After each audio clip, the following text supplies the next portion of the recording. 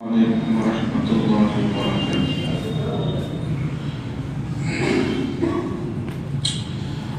الحمد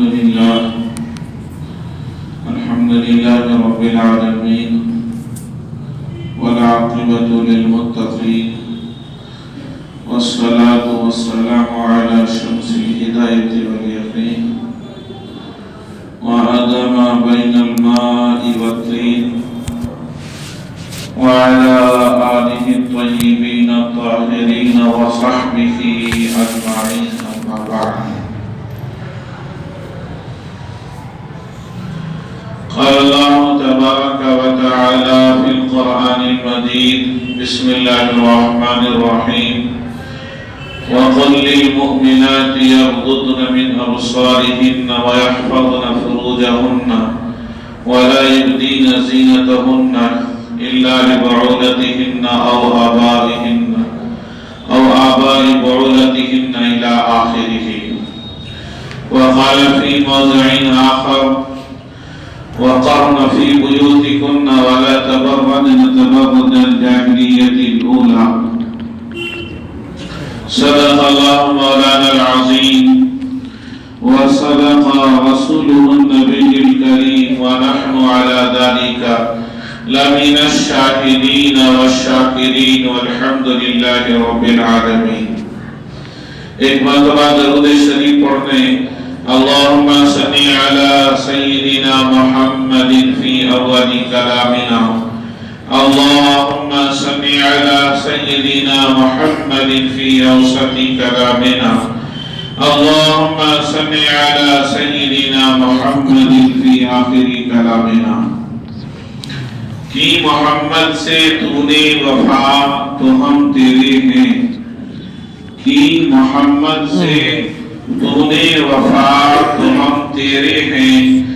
یہ جہاں چیز ہے کیا، لوح و قلم تیرے ہیں. سامعین عزیز وقار، ملت اسلامیہ کے عیالوں، میرے محترم بزرگوں اور دوستوں، آپ اور ہم اس بات سے بخوبی واقف ہیں کہ اللہ تبارک و تعالی نے ایمان والوں کو جو احکام عطا کیے، جو قانون عطا کیے، جو شریعت عطا کی، وہ سب کے سب منزل من السماء ہیں. یعنی اللہ تبارک و تعالی نے ڈائریکٹ آسمان سے نازل فرمایا ہے. یہاں کسی انسان کا لکھا ہوا نہیں ہے. اسی وجہ سے رحمت دو عالم صلی اللہ علیہ وسلم کے بارے میں قرآن کریم نے صاف طور پر ارشاد فرمایا کہ ہم نے تمہارے درمیان امی رسول بنا کر تمہارے درمیان مبعوث فرمایا، بھیجا. اور امی کے معنی آتے ہیں پڑھے ہوئے نہیں، بے پڑھے ہوئے. اللہ کے رسول صلی اللہ علیہ وسلم کی عمر 40 برس تھی.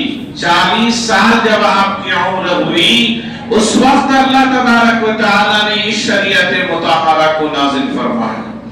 40 سال کی جو عمر ہوتی ہے، انسان کی بلوغیت کی تکمیل ہوتی ہے.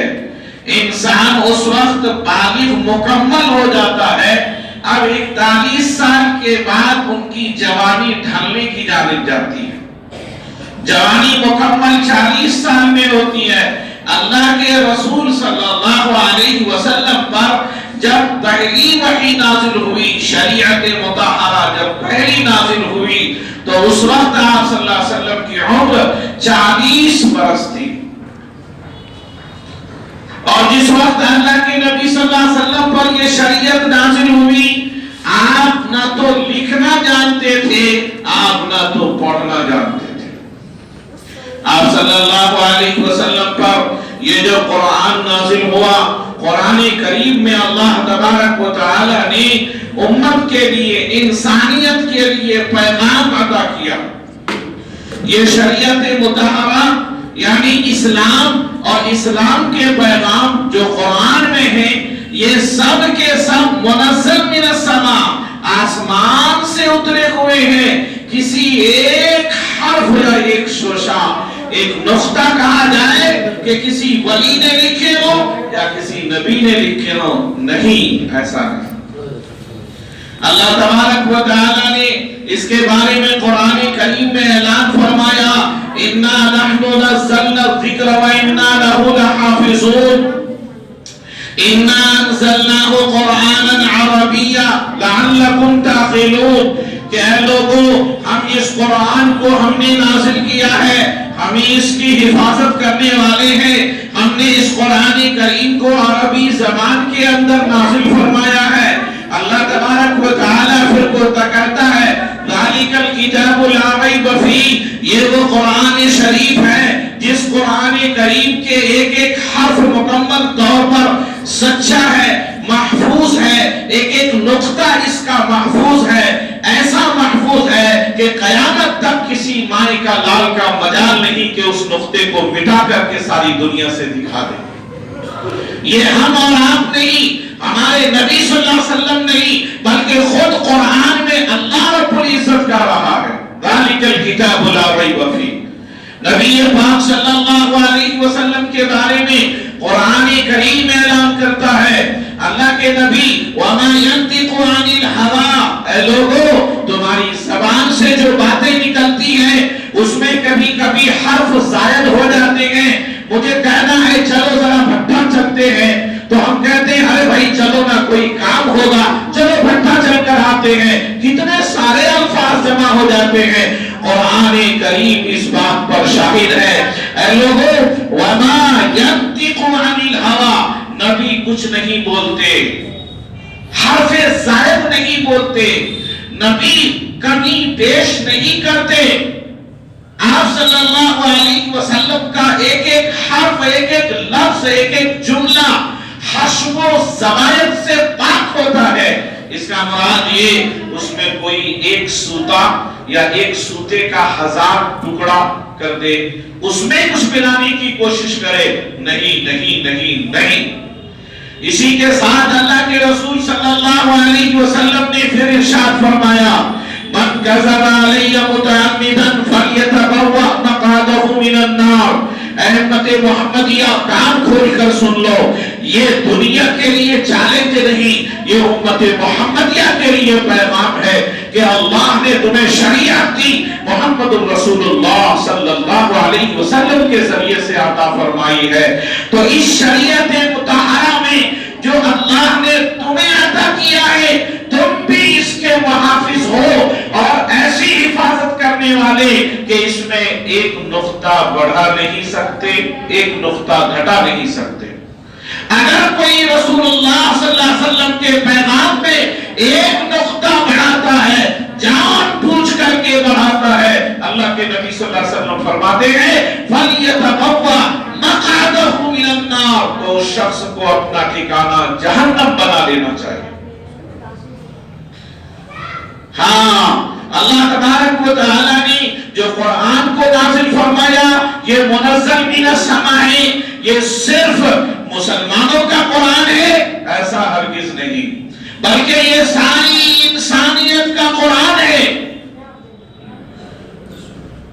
دنیا اسلام سے پہلے جو جہلائے عرب ہوتے تھے، ظلم کی انتہا اور بربریت تھی، جیسا کہ آج کے ناہنجار اپنی بہن کو یا اپنی بیوی کو، اپنی بیٹی کو یا کسی غیر کی بیٹی کو یہ لوگ ظلم، تشدد، بربریت کا شکار بناتے ہیں۔ اللہ تبارک و تعالیٰ نے ایسے وقت میں جب کہ ایک باندی کو زندہ جلا دیا جاتا تھا، بہن کو اس کا حق نہیں دیا جاتا تھا، ماں سے بڑا بیٹا شادی کر لیا کرتا تھا، عورتوں پر ظلم و بربریت کی انتہا تھی، جب یہ اسلام ساری انسانیت کے لیے نازل ہوا۔ اللہ تبارک و تعالیٰ نے اس وقت قرآن کریم میں اللہ رب العزت نے ارشاد فرمایا قُلْ لِلْمُؤْمِنَاتِ يَغْضُضْنَ مِنْ أَبْصَارِهِنَّ وَيَحْفَظْنَ فُرُوجَهُنَّ وَلَا يُبْدِينَ زِينَتَهُنَّ اللہ تبارک و تعالیٰ نے قرآن کریم میں اعلان فرمایا وَقَرْنَ فِي بُيُوتِكُنَّ وَلَا تَبَرَّجْنَ تَبَرُّجَ الْجَاهِلِيَّةِ الْأُولَىٰ۔ اللہ تعالیٰ نے قرآن کریم میں عورتوں کے لیے ارشاد فرمایا وَإِذَا سَأَلْتُمُوهُنَّ مَتَاعًا فَاسْأَلُوهُنَّ مِن وَرَاءِ حِجَابٍ۔ اللہ رب العزت نے قرآن کریم میں عورتوں کو ایک مقام عطا فرمایا، کہا وہ عورتیں جس پر تم ظلم اور بربریت کرتے ہو، اگر تم نے اس پر ظلم اور بربریت کیا ہے لوگوں، آخرت میں تمہارا ٹھکانہ ڈائریکٹ جہنم ہے۔ یہ اللہ تبارک و تعالیٰ نے قرآن کریم میں بتایا۔ حاضرین کرام، آج کے پرآشوب دور میں ہندوستان کی جمہوریت جیسی زمین پر آج ہماری مائیں بہنیں اگر چہرے پر پردہ کرتی ہیں، یہ وہی پردہ ہے جب اول وقت میں کورونا کے لیے سب لوگ منہ ڈھکتے تھے۔ یہ کوئی دوسرا پردہ نہیں ہے، اور بڑی حیرت ہوتی ہے ان چیزوں کے اوپر۔ ظلم اور بربریت کی انتہا کو دکھایا جاتا ہے۔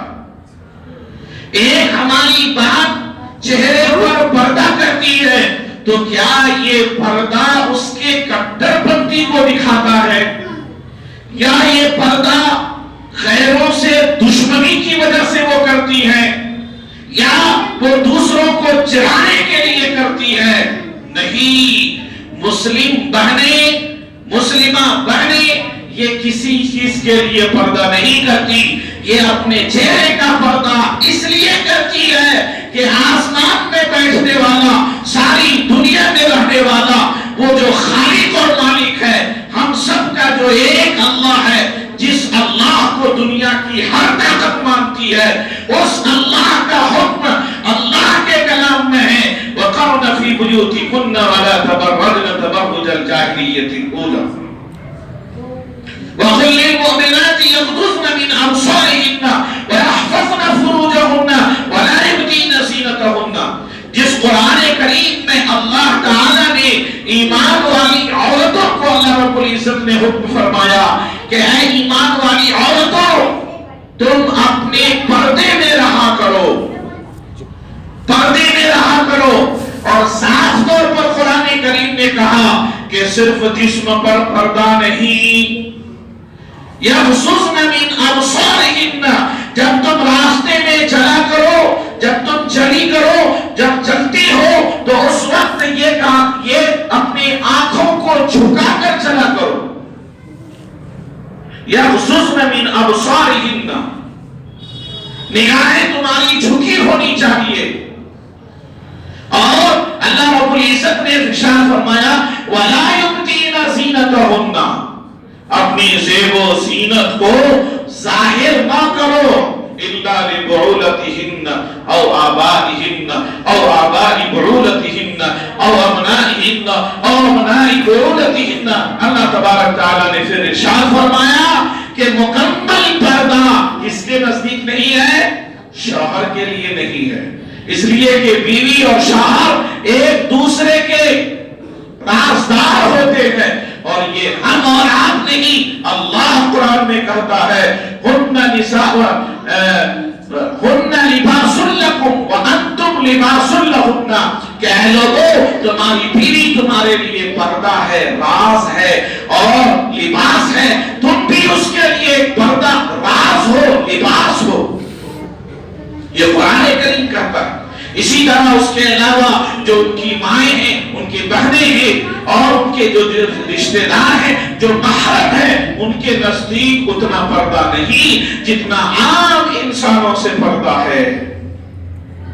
حاضرین کرام، آج کے صورتحال کو ہم اور آپ جو دیکھ رہے ہیں، اسلام کا پردہ یہ ایک اور اچھی بات کو بتاتا ہے کہ انسان جب پردہ کرتا ہے، پردے سے انسان محفوظ رہتا ہے، اور بعض قسم کے لوگوں کی نگاہیں جب ایسی بچیوں پر پڑتی ہے تو وہ لوگ ظلم و تشدد کے شکار بناتے گئے، اس سے جب پردہ رہتا ہے یہ پتہ نہیں چلتا یہ کتنی خوبصورت ہے، یہ کالی ہے، کلوٹی ہے، ان کا تصور ہوتا ہے کوئی ایسے ہی ہوگی۔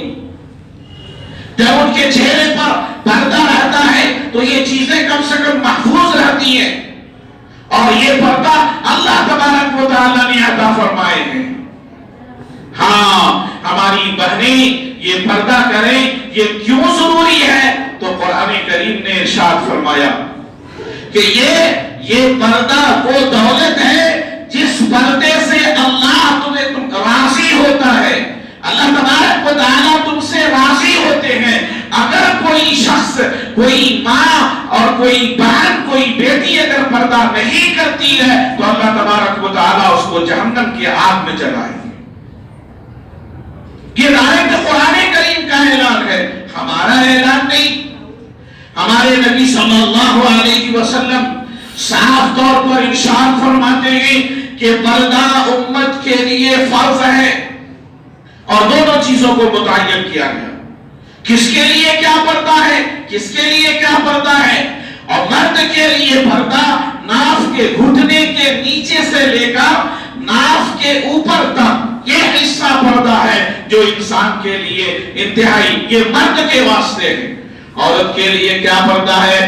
عورت کے لیے یہ ہتھیلی، سامنے والی ہتھیلی، پیچھے کے ہاتھ یہاں سے، اور چہرے کا یہ حصہ، چہرے کا یہ حصہ، اور نیچے سے جو پاؤں ہیں ٹخنے کے نیچے، جہاں ٹخنے سے اوپر وضو، ٹخنے سے نیچے، یہ چیز کا پردہ ہے۔ اس کے ماں سوا سارے جسم کا ڈھکنا فرض ہے۔ اگر یہ جسم کھلا رہتا ہے تو جب تک یہ جسم کھلا رہے گا دوسرے لوگ دیکھیں گے، اور اس سے اس بہن کو، اس ماں کو، اس بیٹی کو اس وقت تک گناہ ملتا رہے گا۔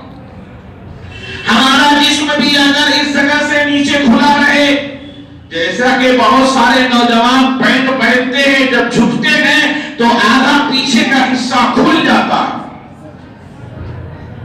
کھل جاتا ہے، وہ آپ کا پردہ ہے۔ جب تک کھلا رہے گا، کر لو تم فیشن کے نام پر ظلم اپنے آپ پر، وہ کھلنے کی وجہ سے ایک پردہ کھل رہا ہے، تمہارے لیے گناہ ہے، حرام ہے، اور کل قیامت میں اس گناہ کی سزا بھگتنی پڑے گی۔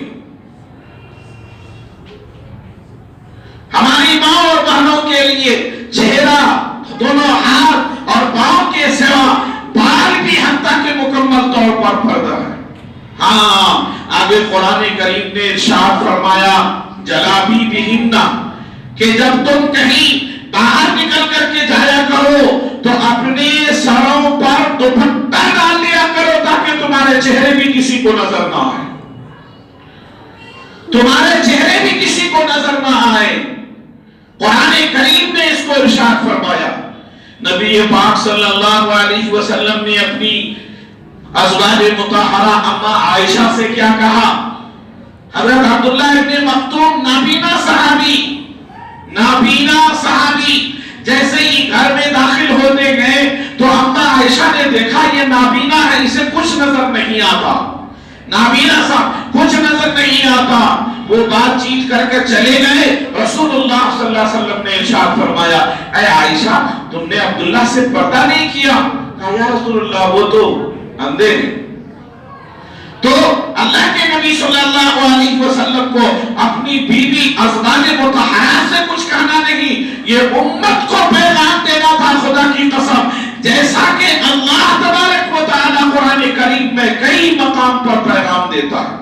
مخاطب رسول اللہ صلی اللہ علیہ وسلم، پیغام امت کے لیے، پیغام امت کے لیے، ایک نہیں کئی مرتبہ عبس وتولی ان جاءہ الاعمی وما یدریک لعلہ یزکا اور یذکر فتنفعہ الذکری اما من استغنی فانت لہ تصدی وما علیک الا یزکا واما من جاءک یسعی وهو یخشی۔ اللہ تعالیٰ نے یہاں پر فرمایا اے نبی آپ نے اس صحابی نابینا صحابی عبداللہ ابن مکتوم جب آپ سے پوچھنے کے لیے آئے آپ نے ان کو مسئلہ کیوں نہیں بتایا؟ اگر آپ ایسا نہیں کریں گے تو ایک ظلم ہوگا۔ یہ قرآن کریم نے ذات اعلان فرمایا۔ حاضرین کرام یہاں مخاطب اما عائشہ صدیقہ رضی اللہ تعالی عنہ مخاطب ہیں، کہہ رہے ہیں رسول پاک صلی اللہ علیہ وسلم اے عائشہ وہ عبداللہ ابن مکتوم آپ کو نہیں دیکھ پا رہے، لیکن اے عائشہ تم امت کی ماں ہو، تم تو اسے دیکھ رہی ہو، اس لیے تمہارے لیے بھی پردہ۔ یہ امت کو پیغام گیا کہ اگر کوئی اجنبی نابینا شخص آتا ہے، وہ بھی تو جوان ہے، اس کے بھی تو شکل و صورت ہے، ہماری بیٹی اگر اسے دیکھے گی، ہماری بہن اگر اسے دیکھے گی تو جوان ہے، قد و قامت سب نظر آتا ہے، انسان ہے، فطرت ہے، شہوت ہے، یہ فطرت ہے۔ ہو سکتا ہے اللہ تبارک و تعالیٰ کے نبی نے فرمایا تم ان سے بھی پردہ کرو۔ حضرت فاطمہ زہرا رضی اللہ تعالی عنہا جو نبی کی بیٹی ہے، اللہ کے رسول صلی اللہ علیہ وسلم کی لاڈلی بیٹی ہے، اللہ کے نبی صلی اللہ علیہ وسلم کی بیٹی کو کسی نے نہیں دیکھا، آپ کے دوپٹے تک کو کسی نے نہیں دیکھا، اسی لیے حضرت علی رضی اللہ تعالی عنہ سے وصیت فرما کر کے گئی تھی، کیا کہہ رہی تھی کہ اے علی اس طرح زندہ میں مجھے کسی نے نہیں دیکھا، میری چادر کو کسی نے نہیں دیکھا، جب میری موت آ جائے، جب تم میرا جنازہ لے کر کے جاؤ تو اس پر کالی چادر ڈال دینا اور وہ بھی رات میں نکالنا۔ علماء مفسرین نے اس کی تشریح نکالی، کہا کیوں؟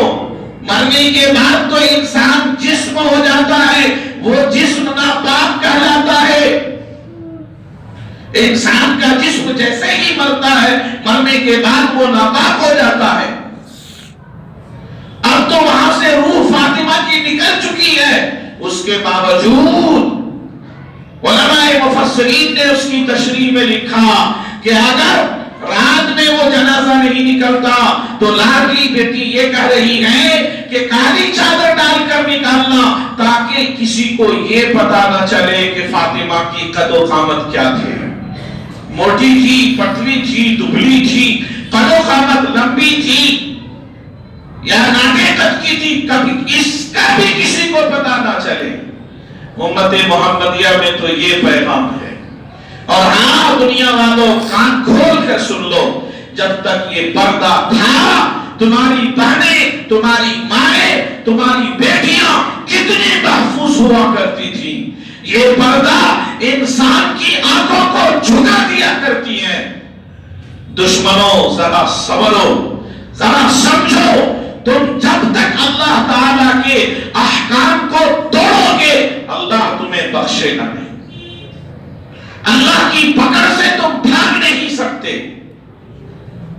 وہ بیٹی کا کیا قصور جن کے چہرے پر ماسک تم پہنتے ہو، مرد ہو کر وہ بیٹی، وہ بہن، وہ ہماری اگر چہرے پر حجاب کی شکل میں پہنتی ہے تو تم اسلام سے اتنی نفرت، جس اسلام میں سوائے خوبیاں کے کہیں بھی کچھ نہیں ہے، تم ان بیٹیوں کو میڈیکل کالج میں داخل ہونے سے روکتے ہو، حالانکہ تم ہندوستان کے حکومت کے محافظ ہو، عوام کے محافظ ہو، ان بچیوں کو تم روکتے ہو، ٹارچر کرتے ہو۔ اسی طریقے سے وہ بچی جو ایک کالج کے اندر فارم بھرنے کے لیے جا رہی ہے، اسے کیا خبر تھی؟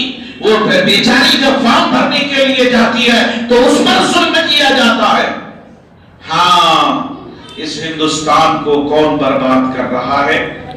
جس میں سب سے زیادہ حصے داری ہے وہ ہر ایک انسان جانتا ہے، ہر ایک انسان جانتا ہے۔ میڈیا کا کتنا زیادہ اس کے اندر دخل ہے یہ ہر ایک انسان جانتا ہے۔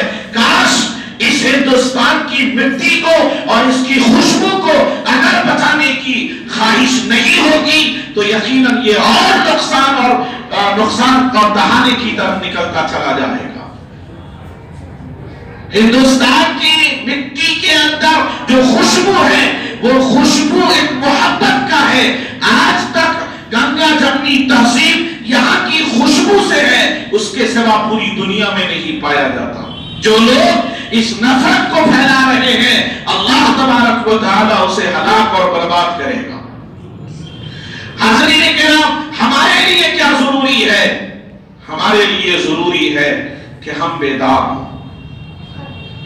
کبھی ہمارے گھر میں زبردستی گوشت نکالا جاتا ہے، کبھی ہمارے چہرے پر داڑھی دیکھ کر موب لنچنگ کیا جاتا ہے، کبھی سارے مسائل کو ڈھکنے کے لیے ہماری ماں اور بہنوں کے اوپر ہاتھ ڈالنے کی کوشش ہوتی ہے، ان کے پردے پر ہاتھ ڈالنے کی کوشش کی جاتی ہے، اور ہم اور آپ اتنا تو کم سے کم کریں کہ اللہ نے جن چیزوں کو فرض کیا ہے ان چیزوں کو مضبوطی کے ساتھ پکڑیں گے انشاءاللہ العزیز۔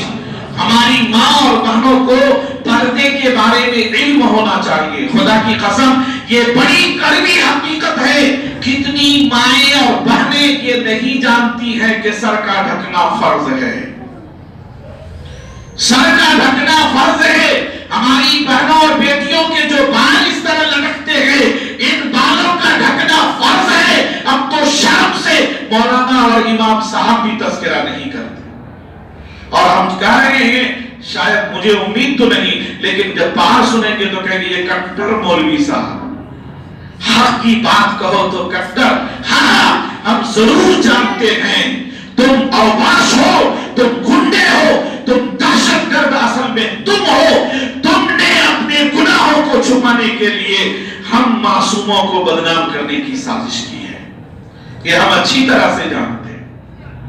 ہمارے گھروں کے اندر ہماری بہنیں، ہماری مائیں پردہ کریں، اور جب پردہ ہوتا ہے ایک بہت خوبصورت بات یاد آئی، بات ہماری یہاں سے ختم ہو جائے گی۔ جب ہمارے گھروں میں ہماری بیٹی، ہماری مائیں پردہ کی ہوتی ہیں تو فرشتے رحمت کے آتے ہیں، جب بے پردہ ہوتے ہیں تو شرم اور عار سے باہر ہی چلے جاتے ہیں۔ یہ ہے انعام اللہ تبارک و تعالی کا۔ اللہ رب العزت نے اسی کو قرآن کریم میں کہا کہ وَاعْتَصِمُوا بِحَبْلِ اللَّهِ جَمِيعًا، اللہ کی رسی کو مضبوطی سے پکڑ لو۔ اور اللہ کے نبی صلی اللہ علیہ وسلم نے فرمایا تَرَكْتُ فِيكُمْ أَمْرَيْنِ مَا تَمَسَّكْتُمْ بِهِمَا لَن تَضِلُّوا، میں تمہارے درمیان دونوں چیزوں کو چھوڑ کر جا رہا ہوں، ایک قرآن جس کے ایک حرف میں بھی کوئی شبہ نہیں ہے، دوسرا پیغام جس میں میرے پیغام یعنی حدیث اور سنت، جس حدیث اور سنت کی سچائی خود قرآن کہتا ہے وَمَا يَنطِقُ عَنِ الْهَوَىٰ إِنْ هُوَ إِلَّا وَحْيٌ يُوحَىٰ، نبی کچھ نہیں بولتے سوائے یہ کہ اللہ تبارک و تعالیٰ وحی فرماتے ہیں، گویا کہ دونوں بھی اللہ کے پیغام ہیں۔ اللہ نے فرمایا، اللہ کے نبی نے، اسے مضبوطی کے ساتھ پکڑو، دنیا کی کوئی طاقت تمہیں ذلیل و خوار نہیں کر سکے۔ اللہ تبارک و تعالی ہماری ماں کو، ہماری بہنوں کو پردے سے اور حجاب سے اللہ تبارک و تعالی پر فرمائے، اللہ تبارک و تعالی ان کے دامن کو مکمل فرمائے، اللہ رب العزت ان کی برکت سے ہمارے گھروں میں اللہ تعالی رحمت نازل فرمائے۔ وآخر دعوانا الحمدللہ۔